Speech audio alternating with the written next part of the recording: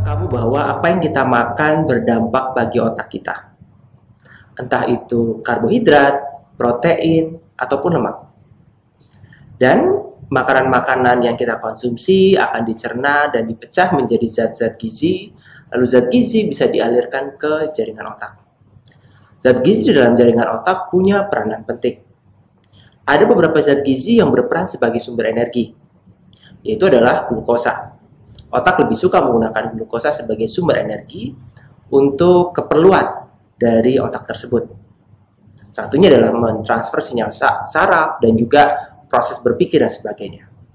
Makanya nggak heran kalau kita banyak berpikir, bekerja dengan banyak konsentrasi, kemudian cepat merasa lapar, dan salah satunya kita ingin mencari makanan yang manis. Tapi efek dari zat gizi tidak hanya berhenti di situ. Lemak juga diperlukan oleh otak. Sebagian besar justru zat gizi yang menyusun otak ini adalah lemak, salah satunya.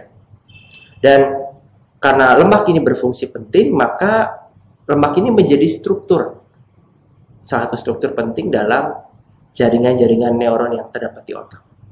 Oleh karena itu, mengkonsumsi lemak ini menjadi begitu penting, terutama lemak-lemak yang baik. Lemak-lemak yang bersifat PUFA atau dari jenis PUFA, seperti omega 3, ini berperan dalam penyusunan dari sistem yang ada dalam saraf kita atau jaringan otak kita. Selain lemak, ada juga protein. Protein ini tidak hanya berfungsi sebagai membangun sel-sel dalam tubuh termasuk sel otak. Protein ini juga terlibat dalam penggunaan atau produksi dari beberapa neurotransmitter atau rangkaian senyawa yang diproduksi oleh otak yang akan disebarkan ke seluruh tubuh. Jadi glukosa, protein, dan lemak ini adalah ketiga zat gizi yang punya peranan masing-masing untuk mendukung sistem yang ada dalam otak kita. Tentu, ketika kita banyak mengkonsumsi zat-zat yang buruk sifatnya, maka akan berdampak buruk juga bagi kesehatan otak. Misalnya, banyak mengkonsumsi gula sederhana, atau banyak mengkonsumsi lemak yang sifatnya trans atau lemak jenuh. Ini ternyata mengganggu kondisi yang ada di otak. Dan sebaliknya, ketika kita mengkonsumsi lemak yang baik, misalnya omega 3, ini bisa menjadi bagian penting dari sistem yang ada di otak.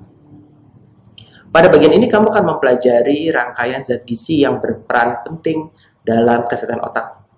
Bagaimana peranan dari lemak, peranan dari protein, dan peran dari karbohidrat. Khusus untuk karbohidrat, kamu akan mempelajari secara spesifik apa konsekuensi dari kelebihan konsumsi zat gizi gula sederhana atau glukosa sederhana ya, yang terdapat di dalam makanan manis misalnya terhadap fungsi otak. Apakah itu membuat kita merasa senang? Tapi apakah ada konsekuensi dari rasa senang tersebut?